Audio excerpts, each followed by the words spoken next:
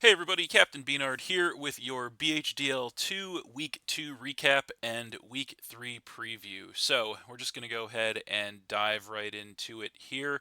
So, this week's game was against HIM. He is a strong competitive battler and fellow YouTuber who we have played a couple of times before here on Scarlet and Violet. This was actually our third game. I did neglect to mention that going into this game, we were sitting at an 0-1 record, whereas my opponent was sitting at a 1-0 record. So, pretty important match for us early on to try and get some momentum after the week 1 loss. And so, fortunately for us, we were able to win the game 2-0, but it was a great match, very close, very competitive, hard fought game. And yeah, just very happy to come away with the win in this one. So, but having said all of that, we are going to go ahead and throw it over to the team preview screen. So here you can see the 6 Pokemon he brought to the game on the right-hand side, 6 Pokemon I brought on the left. And so yeah, as you can see, he brought the Dragapult, Lycanroc, Dusk, Clefable, Alolan Muck, Cryogonal, and Gyarados. So, as I had said at the time, there were a couple of surprises here for me. Notably, that was the fact that he decided to bring the Cryogonal. I was not expecting him to bring that this week, but he did, in fact, bring it. I was also kind of surprised that he did not bring the Infernape. That is one of his premier threats that he did draft. But as I kind of figured during the game, it is very susceptible to Palafin, which is probably why he decided not to bring that, if I had to guess. But additionally, I was also kind of surprised that he didn't bring Magnezone. That is another premier Pokemon he has access to on his draft. So I'm not 100% sure why he didn't want to bring that. Maybe just to try and type balance his weaknesses and resistances this week.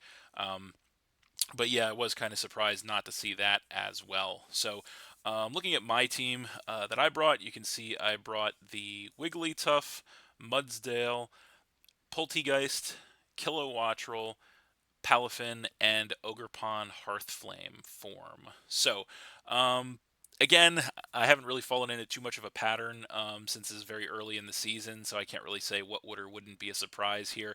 I guess um, maybe a little bit of a surprise that I brought the Wigglytuff and/or Mudsdale, as those were Pokemon that I drafted kind of later on, lower point value Pokemon, but felt like they had a good matchup this week, so that is why I elected to bring them along this time. And yeah, I guess there's not really anything else of huge note on my side that I could say. So, having said all of that, we're going to go ahead and throw it over to the weekly pros and cons.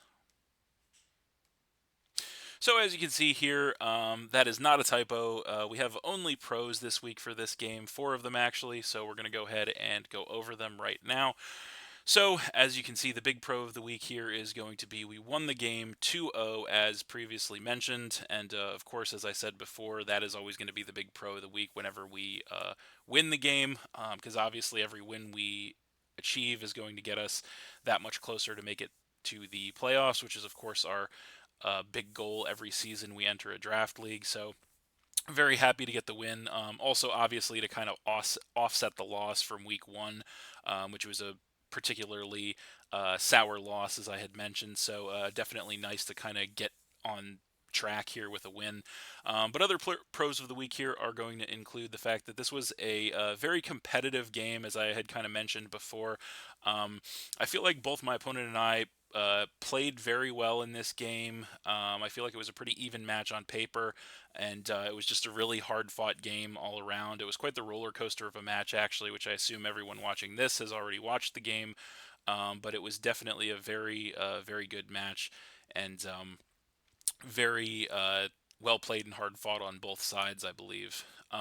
Which is going to feed into the next pro, which is actually going to be um, prep pays off. So this is I would say something that, or in this game, I should say, something that made a huge difference for me, especially I think on my opponent's side as well, for a couple of different reasons that I'm going to talk about. Probably the big one on my side is the way that I prepped and the way that I built my Poltegeist set really, really, really came in clutch and paid off for me in this one. Um, as you guys know, toward the middle to the end of the game, Poltegeist kind of went on a mini rampage and really set me up to secure the victory in this one, though it did not actually secure the victory itself.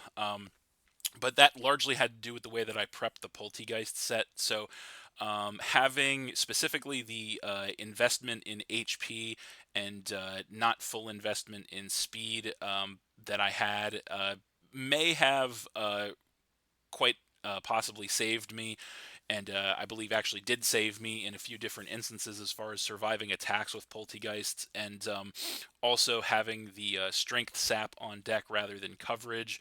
Or rather than another coverage move, I should say, really allowed Poltergeist to survive much longer than it otherwise would have, and really kind of let it punch the holes in my opponent's team that I needed it to in order to um, end up securing the victory. So I was particularly proud of that, both the way that I handled it and the way that I prepared that set. So, but a big one for my opponent, I would say, is probably his Gyarados set, because if you guys will remember, once again, toward the middle to the end of the game, the Gyarados was actually able to survive a stored power from a Poltegeist that was at +2 special attack because of Shell Smash. And then as far as stat boosts go, I believe I had at that point +2 in special attack, obviously, +6 in speed, I want to say, and then I had only +1 in physical attack because of an intimidate from the Gyarados. But the Gyarados was actually able to survive that attack, which was quite stunning to me at the time. I did later realize that the light screen was up on my opponent's side, so that is undoubtedly the reason that Gyarados did survive that attack, but still, he definitely had to have a good amount of defensive investment in that Gyarados in order for it to survive that attack, even with the light screen up, since Poltegeist was so set up. So, but that was definitely a good prep on my opponent's behalf, and other stuff that he did too, like the way he prepped the Cryogonal for me, was also very well played on his side as well. The Dragapult, I think, too, was. And so on my side, another thing that I was pretty happy about was my Mudsdale, the way that I had prepped that. I almost forgot to mention. That was the fact that I had a lot of defensive investment, but I also had the Roar on deck, specifically to try and stop the Gyarados, which ended up happening and ended up really saving me in that game. Otherwise, Gyarados could have potentially run rampant over my team.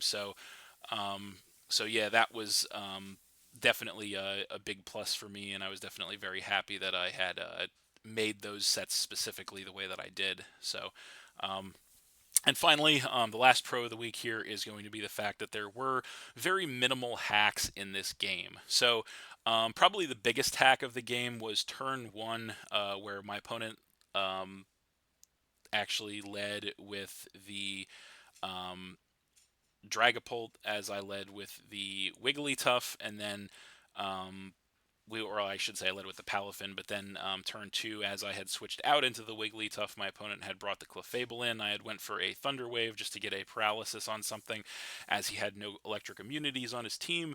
But unfortunately, I do go for the Thunder Wave and miss. So that was kind of a crappy way to start the game off.